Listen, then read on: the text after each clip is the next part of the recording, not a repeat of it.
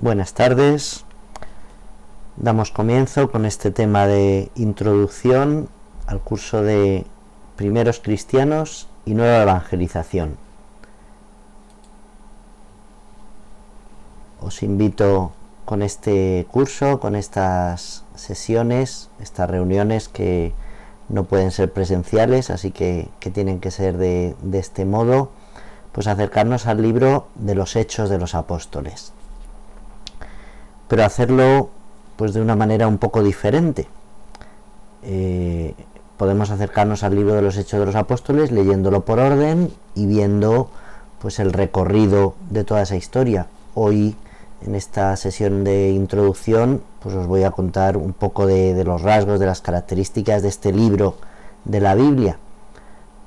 Pero durante estas reuniones que vamos a tener y el coloquio que podamos suscitar, pues se trata de aplicarlo a conocer esa vida de los primeros cristianos y aplicarlo a nuestra vida, a la nueva evangelización, a la misión y la tarea que tenemos de anunciar el Evangelio hoy, aquí, en el siglo XXI, en nuestra parroquia, en nuestras comunidades cristianas, a nuestras familias, a nuestros amigos, compañeros de estudio, de trabajo, etcétera. Entonces, en vez de seguir ese hilo pues conductor, cronológico de los Hechos de los Apóstoles, en vez de ir viendo capítulo por capítulo, ¿qué es lo que vamos a hacer?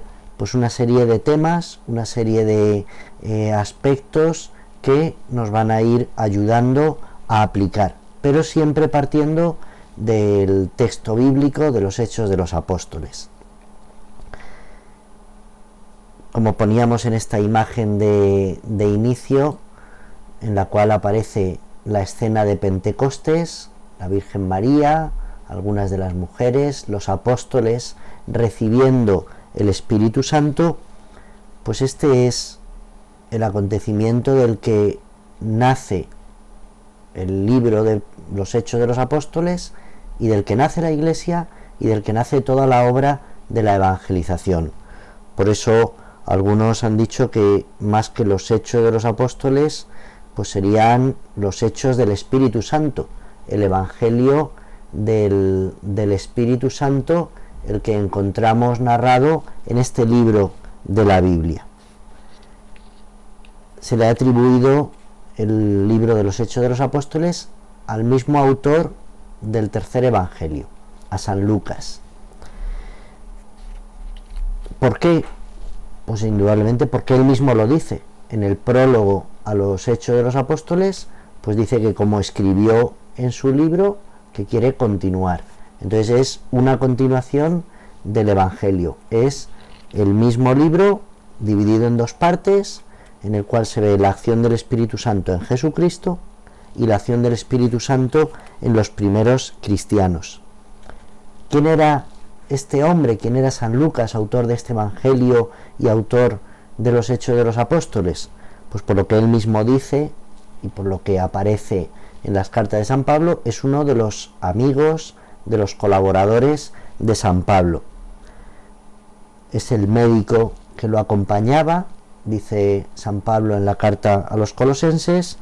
Es alguien que venía del mundo pagano, se convierte del paganismo al cristianismo, pues podemos suponer que gracias a la predicación del mismo Pablo o de algún otro de los apóstoles en alguna otra comunidad cristiana, pero empieza a colaborar. Esto es otro tema muy interesante y daría para hacer otro curso, los colaboradores de San Pablo, como donde quiera que él va suscitando personas, hombres y mujeres que colaboran con él, que le ayudan en la obra de la evangelización. Pues también todos nosotros somos llamados a esa colaboración en la obra de anuncio del Evangelio. El libro de los Hechos de los Apóstoles, como todo el Nuevo Testamento, lo que conservamos está en griego, y siendo un autor que viene del paganismo, pues lógico es que escribiera directamente en griego.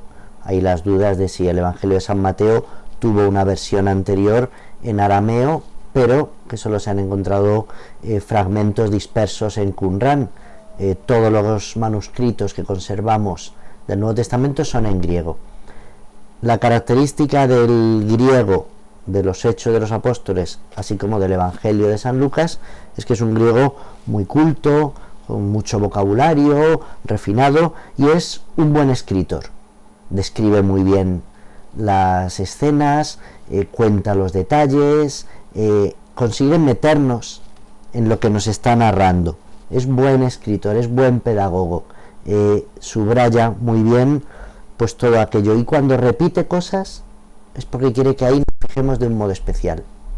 Por ejemplo, 3 veces aparece en los Hechos de los Apóstoles la conversión de San Pablo, y 2 veces aparece la conversión del centurión Cornelio. Algo quiere decirnos el autor al repetirlo y siendo consciente con lo cuidadoso que es al escribir,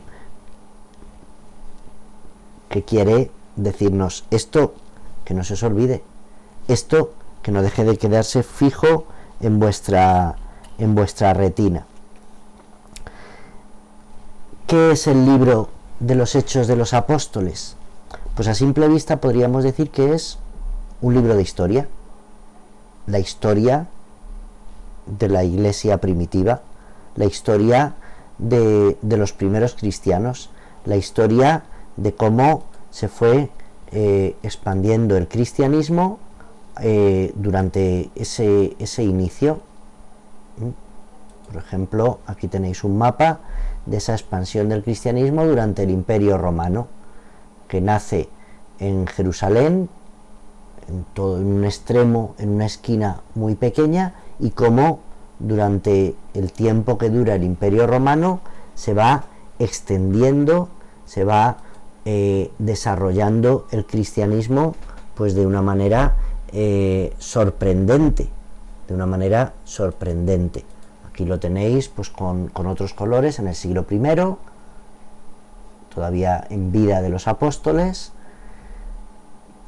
Probablemente cuando San Lucas escribe, pues estamos hablando de finales del siglo I, pero como enseguida ya en el segundo siglo pues la extensión es mucho mayor, y en el tercero y durante todo ese tiempo del Imperio Romano, que coincidía con el mapa anterior. Bueno, pues en muy poco tiempo el cristianismo se va extendiendo, en muy poco tiempo se va desarrollando de un lugar a otro. Pero no es solo contar esa historia de la Iglesia lo que pretende San Lucas.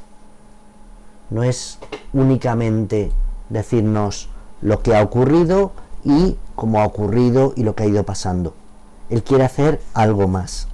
Él nos transmite una teología, una catequesis, un mensaje de fe, un mensaje cristiano. Dios, que es el creador, y así lo va a contar y lo van a decir los apóstoles, es también el Salvador. Jesús es el Salvador, el Hijo de Dios que ha venido a nosotros y que nos salva.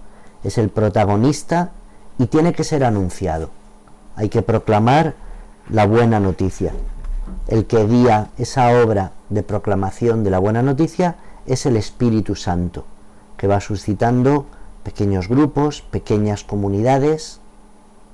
En ese sentido, en los Hechos de los Apóstoles vemos toda una teología de la Iglesia. Pequeñas comunidades donde se vive, donde se comparte, donde hasta todo lo tenían en común. Y el libro de los Apóstoles, el libro de los Hechos de los Apóstoles, nos cuenta un testimonio. El testimonio de que Jesús está vivo, de que Jesús ha resucitado, de que en su nombre recibimos el perdón de los pecados, recibimos la salvación, recibimos la vida nueva. Ese es el objetivo de los Hechos de los Apóstoles, narrarnos esta teología, narrarnos esta verdad, narrarnos todo este acontecimiento. Es importante, y San Lucas lo cuida en los detalles, tanto el tiempo como el espacio.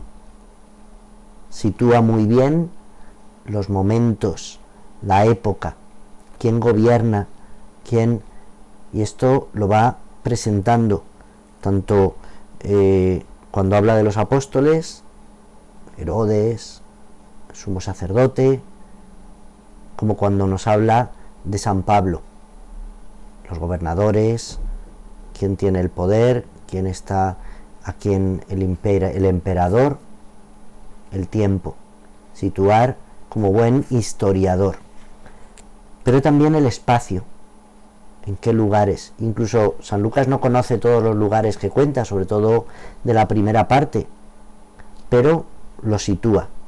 Cuando Felipe está en Samaria, cuando en Jerusalén viene el Espíritu Santo, cuando Saulo pues ha pedido las cartas a los sumos sacerdotes y va a Damasco, cuando está en Antioquía, cuando hace sus viajes. Bueno, pues todo eso es muy detallista, y en ese recorrido geográfico hay todo un itinerario de expansión del cristianismo en los Hechos de los Apóstoles. Empieza en Jerusalén, de Jerusalén se extiende a Judea, que era toda la provincia cercana alrededor de Jerusalén, de Judea a Samaria, ya la provincia limítrofe, que era pues territorio casi pagano, considerado pagano por los judíos, y de Samaria hasta los confines de la tierra, hasta Roma, donde llegará San Pablo en su último viaje. Si miramos los viajes de San Pablo, pues vemos todo ese recorrido, todo ese itinerario, desde Jerusalén, Cesarea, Tiro, Sidón, en lo que es Palestina. Bueno, pues cómo se va extendiendo. Ahí en ese mapa pues tenemos los 4 viajes, cada uno en un color, y puede resultarnos un poquito más complicado de ver y de aclararnos. Si lo vemos en otro mapa mucho más grande, pues vemos aquí los 4 viajes separados en distintos mapas. Vamos a ampliarlos un poco y podemos ver el primer viaje de San Pablo como saliendo de Antioquía, porque van enviados él y Bernabé por la iglesia de Antioquía.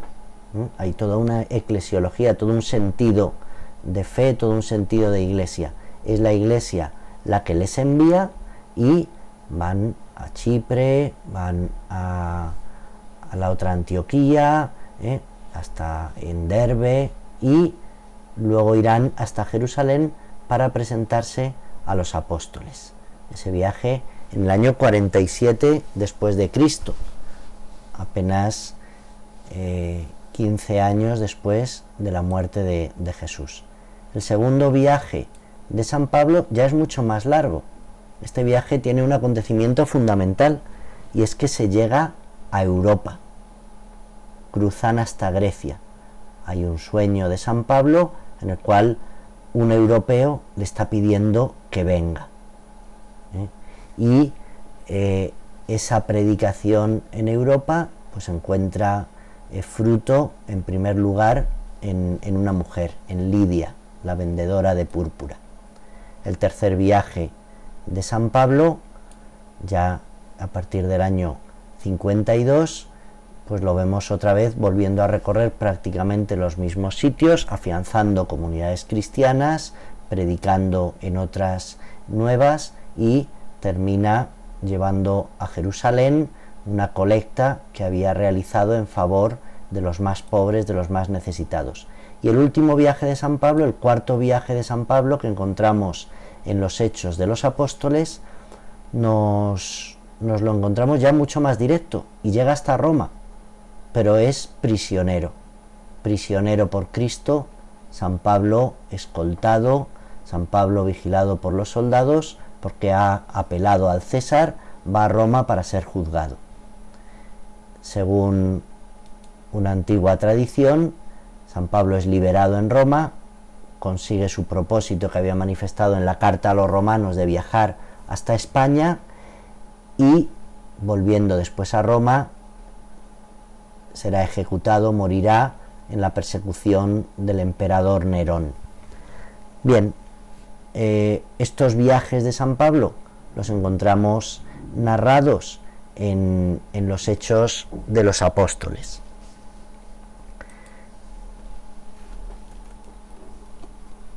No se trata solo de contarnos el recorrido, sino, como decía, pues de contarnos el contenido, ese mensaje, esa buena noticia que se va transmitiendo. San Lucas, el autor del libro, tiene experiencia de ello. A partir del capítulo 16 hay muchos pasajes del libro en los cuales se habla en primera persona del plural, nosotros. El mismo San Lucas se mete en el acontecimiento, va con San Pablo, le acompaña y experimenta todo eso que está narrando. Podemos dividir el libro de los Hechos de los Apóstoles en dos grandes partes. La primera, dedicada a Pedro y a los demás apóstoles, a partir del día de Pentecostés, que son los 12 primeros capítulos del libro de los Hechos de los Apóstoles. Y desde el capítulo 13 hasta el capítulo 28 tenemos los Hechos de San Pablo. En el capítulo 15, Pedro y Pablo están juntos en el Concilio de Jerusalén y con algunos de los otros apóstoles afrontando pues uno de los problemas de la iglesia primitiva, si abrirse a los paganos o obligar a cumplir las normas del judaísmo. Pero vemos esas dos partes bien delimitadas. Al principio, Pedro con los demás apóstoles, y a partir del capítulo 13 ya es la obra misionera, la obra evangelizadora de San Pablo. Son estos dos gigantes, estos dos grandes apóstoles del origen de la iglesia que nos guían y nos enseñan nuestro camino de ser cristianos. Es la iglesia, es la familia de los hijos de Dios, es la vida de los cristianos. Esta iglesia se caracteriza, esta iglesia primitiva, pues en el fondo por las mismas rasgos que definen a Jesús en el Evangelio. Está en camino, es una iglesia peregrina. Jesús en el Evangelio de San Lucas está siempre caminando de un lado para otro, subiendo a Jerusalén. La iglesia primitiva es peregrina, está en camino.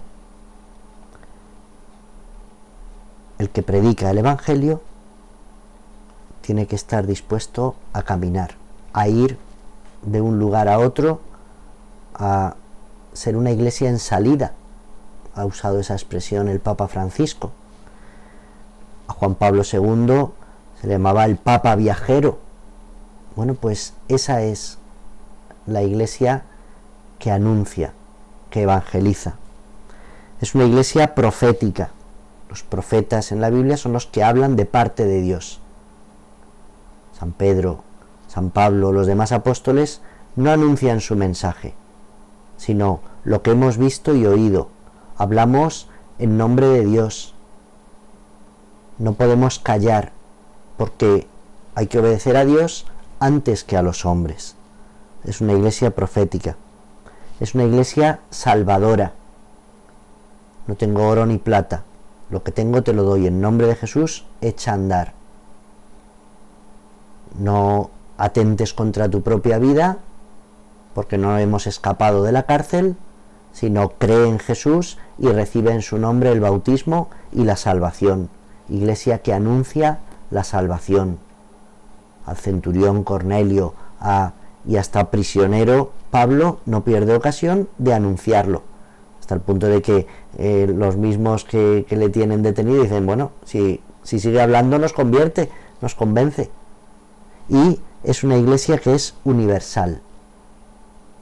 Tiene su conflicto en esa universalización, en ese abrirse, pero lo va haciendo, se va abriendo a todos, va llegando a todos para anunciar esa salvación. Iglesia universal católica, no solo para los judíos, sino para todos los pueblos de la tierra. Pedro y Pablo anuncian la palabra. Es algo que también aparece muy repetido en los Hechos de los Apóstoles. casi parece un personaje más. La palabra y va creciendo, la palabra se extiende, la palabra es recibida o es rechazada, la palabra es enviada por Dios, no está encadenada. Al servicio de la palabra están los apóstoles, los creyentes, los cristianos, los que escuchan esa buena noticia, son los que han aceptado la palabra, son los que se salvan por el nombre de Jesús, son los que han seguido su camino, los que le han invocado, han abrazado la fe, son los discípulos y son los cristianos. En Antioquía es donde se empieza a llamar a los creyentes por el nombre de cristianos, los seguidores de Cristo.